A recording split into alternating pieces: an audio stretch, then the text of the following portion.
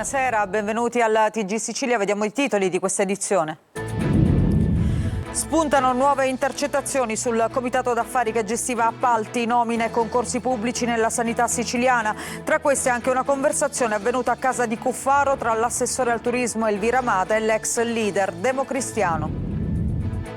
Pestato in piazza durante una lite nell'Ennese, muore dopo 12 giorni di ricovero in ospedale. Un 23enne di Catena Nuova è accusato di omicidio volontario. A scatenare l'aggressione forse vecchi rancori tra le famiglie. Assalto armato all'alba in un supermercato di Catania. 4 banditi muniti di pistole hanno sequestrato i dipendenti legandoli e rapinandoli. Sgominata dalla polizia una piazza di spaccio nel quartiere San Berillo Vecchio a Catania. Ci sono 38 indagati, tra i quali 36 finiti in carcere. I pusher erano tutti africani, la droga nascosta anche nei bidoni dei rifiuti. A Palermo smantellato il business del carro estinto. In 49 acceleravano le pratiche per il rilascio delle salme alle imprese funebri. Per 15 chiesto l'arresto, c'è pure un imprenditore, Francesco Trinca. La Fiamma Olimpica di Milano Cortina 2026 sbarca in Sicilia. Questa mattina ha fatto tappa a Trapani con la tedofora Angela Grignano, ex ballerina gravemente ferita in un'esplosione a Parigi. Alle 18 la torcia olimpica è arrivata a Palermo. Natale ad Erice, oltre ai tradizionali presepi, a rendere l'atmosfera ancora più magica un'esposizione di 100 schiaccianoci e carillon provenienti dalla Germania. Calcio in Serie C, rabbia e amarezza del Catania dopo il pari contro il Potenza. La squadra di Toscano resta in vetta ma è stata raggiunta dal Benevento.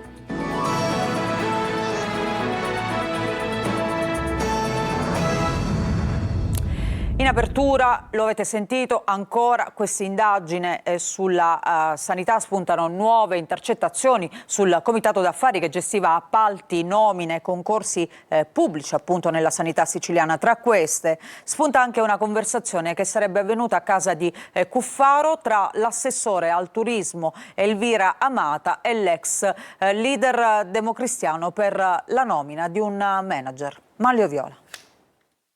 Spunta anche il nome dell'assessore regionale al turismo Elvira Amata, esponente di Fratelli d'Italia, in un supplemento di intercettazioni a casa dell'ex governatore Totò Cuffaro nell'ambito dell'inchiesta su presunti appalti truccati in sanità e non soltanto. L'intercettazione in questione è del gennaio 2024 e gli inquirenti l'hanno inserita nel ricorso al Tribunale di riesame contro la decisione del GIP di cassare uno dei 2 motivi di arresto per Cuffaro e disporre i domiciliari soltanto per 3 persone, fra cui Cuffaro, sulle 18 per le quali era stata avanzata la richiesta. La procura ha rinunciato a 2 di quei provvedimenti ma chiede che vengano emessi tutti gli altri 16. La discussione intercettata è fra Cuffaro, l'assessore Amata e il manager dell'ASP di Siracusa Caltagirone, che all'epoca non era stato ancora nominato. Verte proprio sull'inserimento di Caltagirone nella terna dei papabili. Fra le altre intercettazioni poi ci sarebbe la prova, secondo la procura, di un favore fatto al manager da Cuffaro, che si sarebbe occupato del trasferimento della moglie, che non si sentiva più a proprio agio nel proprio posto lavorativo. Uno spostamento fra l'AST, l'azienda siciliana trasporti, e la SAS, la società servizi ausiliari Sicilia, guidata da un fedelissimo di Cuffaro. L'interessamento dell'ex governatore, prima nel far nominare Caltagirone ai vertici dell'azienda, poi nell'aiutare la moglie, sarebbe stato per l'accusa finalizzato a potersi poi garantire la fedeltà del manager. In cambio degli aiuti, Caltagirone avrebbe favorito una società sponsorizzata dal suo referente politico, la Dussmann, nell'aggiudicazione di un appalto, sostiene l'accusa, che chiede di tornare a configurare il reato di corruzione per Cuffaro e non in semplice traffico di influenze e di disporre l'arresto anche per Caltagirone.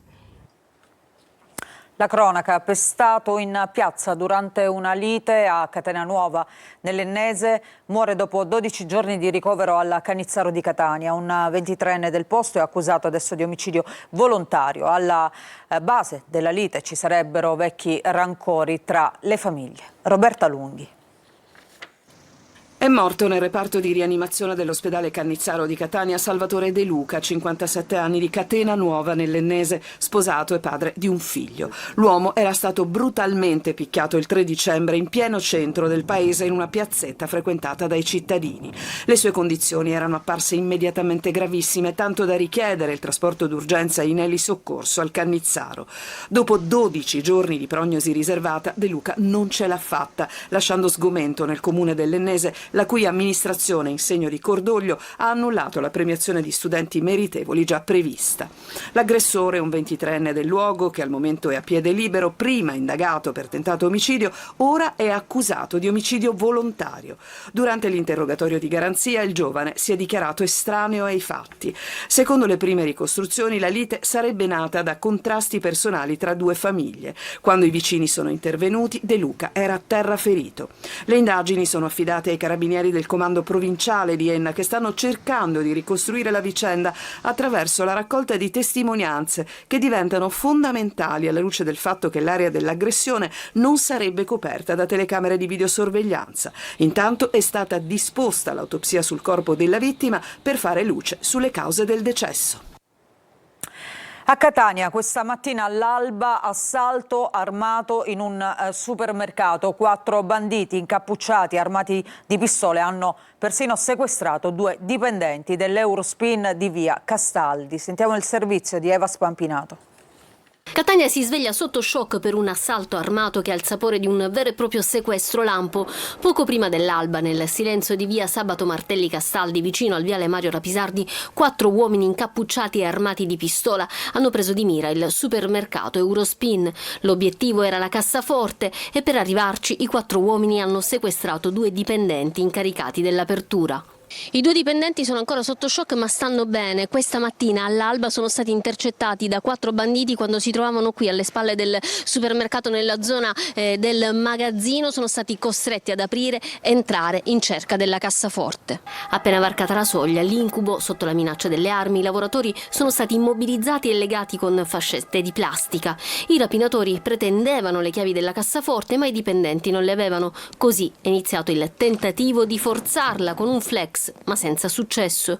I 2 dipendenti non hanno visto in volto i malviventi anche perché li costringevano a stare con la testa bassa, ma hanno riferito che parlavano con un chiaro accento catanese. E poi un altro dettaglio inquietante: i banditi sembravano alterati, come se fossero sotto effetto di sostanze stupefacenti. Prima della fuga, l'ennesima violenza, i 4 uomini hanno rubato ai dipendenti i pochi soldi che avevano in tasca. Questi sono stati poi liberati da 2 colleghi arrivati per il turno di mattina, sconvolti dall'immagine che si sono ritrovati davanti. Un sequestro lampo che poteva finire in tragedia e che adesso è al vaglio dei carabinieri. Sequestrate le immagini delle telecamere di sicurezza.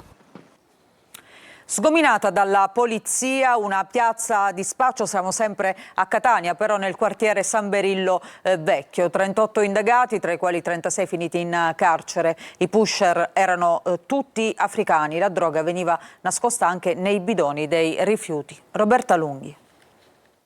Catania, quartiere San Berillo Vecchio, scenario di una piazza di spaccio consolidata da anni nel cuore della città, concessioni di droga per 24 ore al giorno.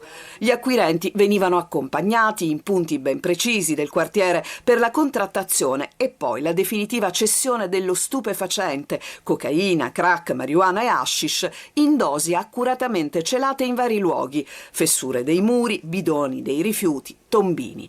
Migliaia di episodi documentati dagli investigatori grazie alle immagini delle telecamere sul territorio hanno portato a un'operazione della polizia che ha arrestato 36 persone, tutte di origine africana. Altri 2 indagati sono stati sottoposti a divieto di dimora e obbligo di permanenza notturna. Le indagini coordinate dalla procura e condotte dalla squadra mobile di Catania hanno documentato la struttura dell'attività criminale, scoprendo anche dei fornitori catanesi che garantivano rifornimenti rapidi per non interrompere l'attività. Tra i reati contestati, oltre alla droga, anche rapine ed estorsioni ai danni di assuntori e l'utilizzo di motoveicoli rubati con accusa di ricettazione. In un caso documentato, la vittima di una rapina è stata ridotta in stato di incapacità dopo aver assunto droga e costretta a pagare 320 euro per riavere il proprio cellulare. Sequestrati chilogrammi di stupefacente e recuperate centinaia di dosi. Ulteriori 16 persone sono state poi arrestate e 12 denunciate per detenzione ai fini di spaccio.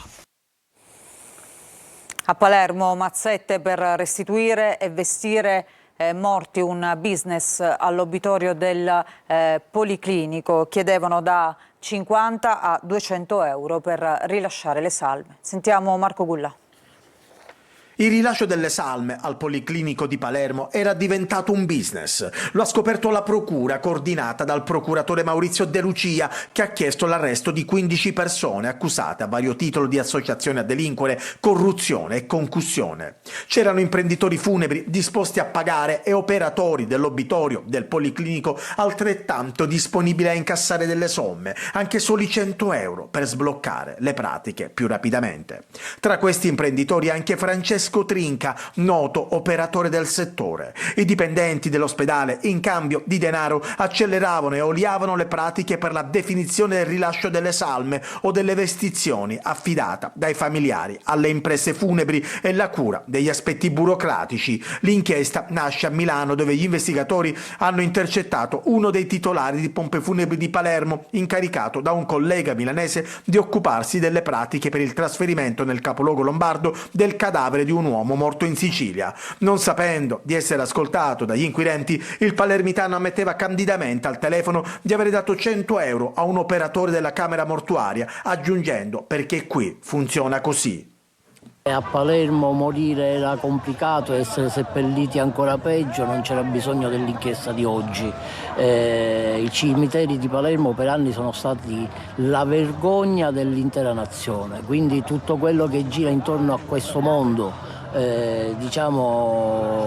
ha prodotto effetti devastanti. Noi abbiamo informatizzato le procedure, seppelliamo in giornata. Tra gli episodi finiti nell'inchiesta anche la pratica relativa alla salma di Francesco Bacchi, il giovane ucciso fuori da una discoteca di Balestrate a gennaio del 2024. Il marito di una donna deceduta invece avrebbe pagato 50 euro per vedere la salma della moglie mentre si trovava ancora nei sotterranei, prima che venisse portata in obitorio al Policlinico.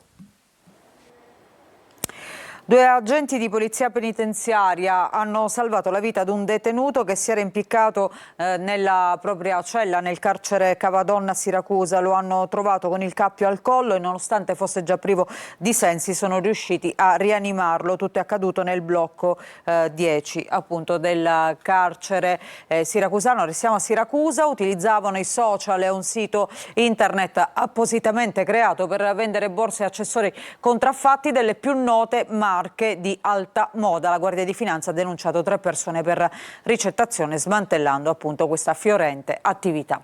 Desiree Ferlito.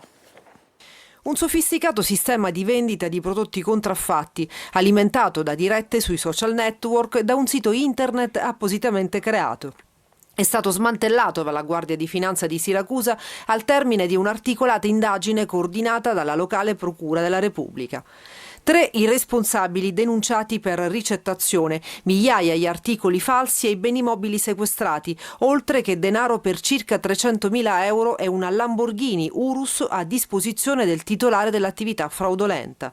Secondo quanto accertato, nell'abitazione del principale indagato, una villa con piscina, venivano esposti, pubblicizzati e messi in vendita capi di abbigliamento, borse, portafogli, orologi e accessori riportanti marchi delle più note griffe di alta moda, tutti rigorosamente falsi.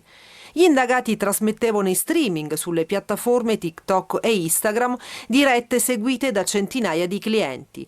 In pochi mesi il portale era diventato virale, attirando numerosi acquirenti e facendo lievitare ulteriormente i profitti dell'attività illecita.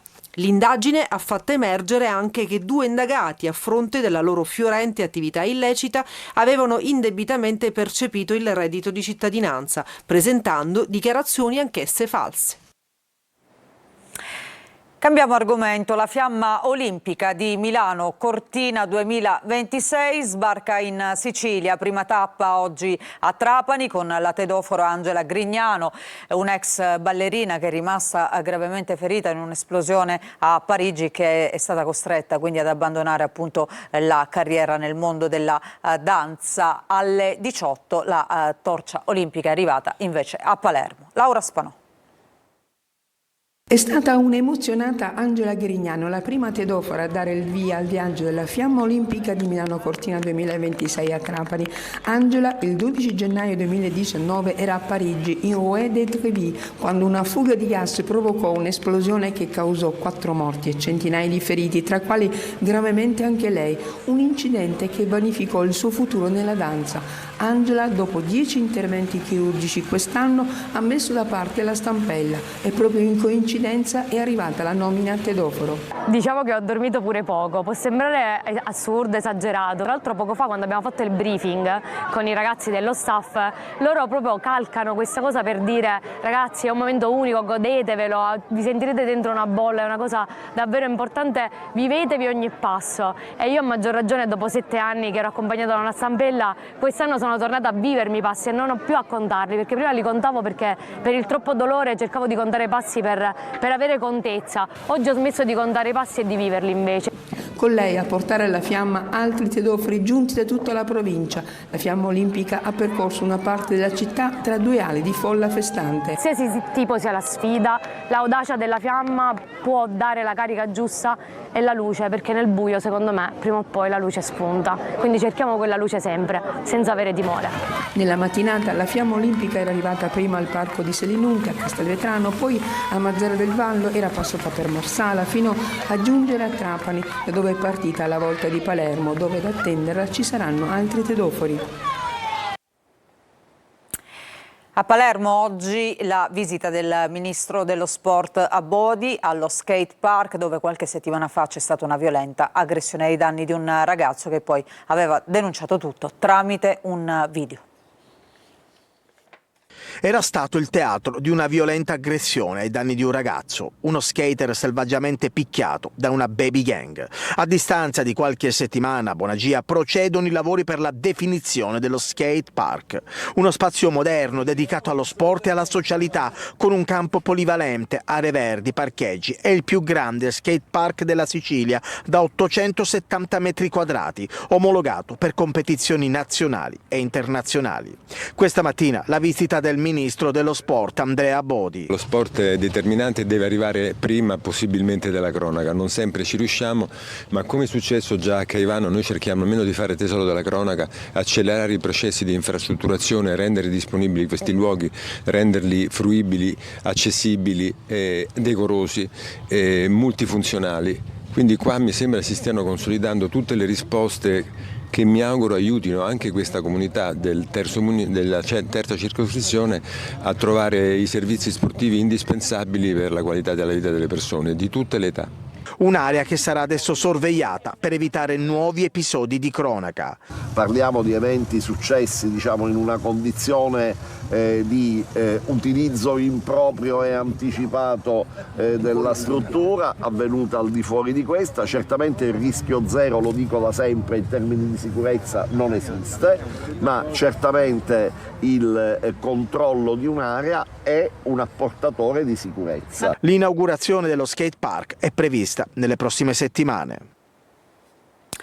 La mensa del Pantheon a Siracusa compie 20 anni, è un punto di riferimento per chi è in difficoltà e non può permettersi neanche un pasto caldo. Noi siamo andati a visitare la cucina tra i volontari che sono sempre pronti ad aiutare il prossimo, con Francesca Loi.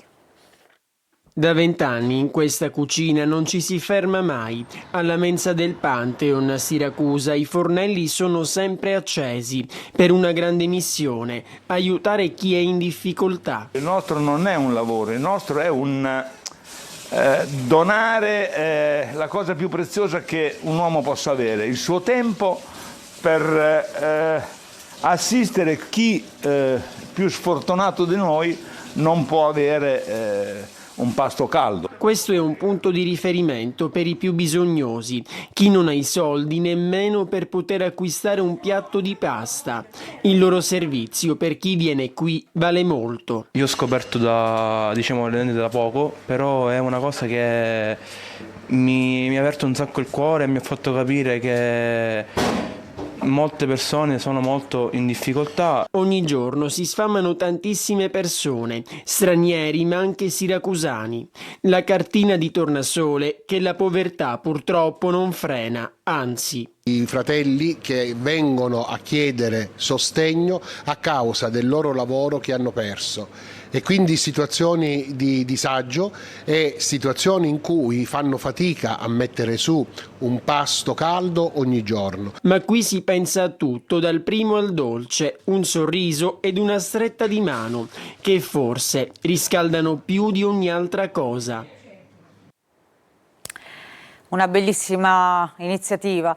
E adesso invece parliamo del Natale. Erice si veste di magia, oltre ai presepi e altri eventi. Quest'anno è possibile visitare anche un'esposizione di 100 schiaccianoci e carillon provenienti dalla Germania. Erice ospita una collezione internazionale di oltre 100 schiaccianoci e carillon mai esposta prima in Sicilia, un tesoro che ha viaggiato dalla Germania fino agli Stati Uniti per approdare a Erice, città scelta da Francesco Paolo Minacapelli e Karin Volpe per donare permanentemente al comune la loro collezione di opere lignee mai esposta prima nell'isola.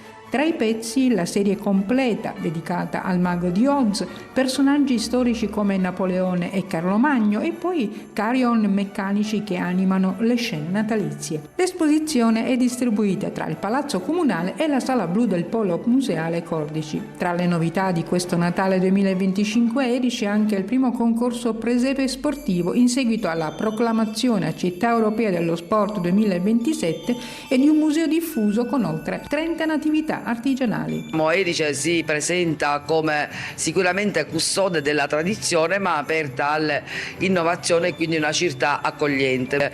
È un luogo assolutamente straordinario di per sé, ma che addobbato con l'atmosfera magica del Natale diventa ancora più straordinario.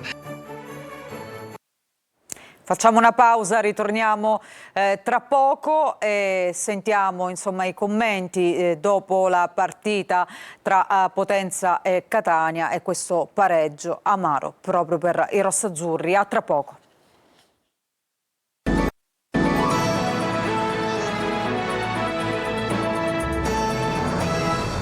Bentrovati, seconda parte del nostro giornale, adesso il calcio, la Serie C. Potenza Catania ieri è finita con 1-1, i gol nel giro di un minuto di Forte e Bruschi, poi la prestazione è stata in generale poco convincente, quella degli etnei che hanno recriminato per un gol regolare annullato invece a Rolfini. Sentiamo Marco Carli. Un pari e tanta rabbia per la prestazione che doveva essere migliore, vista anche la superiorità numerica, e per un finale assurdo che ripropone le discussioni sull'FVS e le sue applicazioni, ma soprattutto porta ad un gol di Rolfini annullato ingiustamente. Il Catania, ancora primo ma raggiunto dal Benevento in vetta, fa 1-1 a Potenza. La partita si decide in un minuto. Prima Forte al settimo gol stagionale dà il vantaggio ai suoi su corner di D'Ausilio. 60 secondi dopo, Bruschi pareggia in diagonale su assist di Mazzeo. Lo stesso Bruschi si fa espellere qualche minuto dopo per un brutto intervento su Di Gennaro. Il Catania, in superiorità numerica, si presenta spesso lì davanti, ma di grandi occasioni se ne vede una sola, doppia con Lunetta. Prima bravo Cucchietti, poi tiro fuori sulla ribattuta. Più veemenza, più cattiveria nell'area di rigore, però c'è amarezza perché oggi meritavamo di portare a casa i 3 punti, per tanti motivi non siamo riusciti a portarli. L'episodio, in un convulso e lunghissimo finale con continue richieste di revisione, diventa decisivo. Al Catania manca un gol regolare annullato a Rolfini per fuorigioco inesistente. Abbiamo rivisto e rivisto l'azione del gol, era non regolare di più e quindi sono amareggiato sinceramente come tutta la squadra, e comunque abbiamo portato a casa una partita importante. Facciamo un'altra pausa, ritorniamo tra poco con gli ultimi aggiornamenti.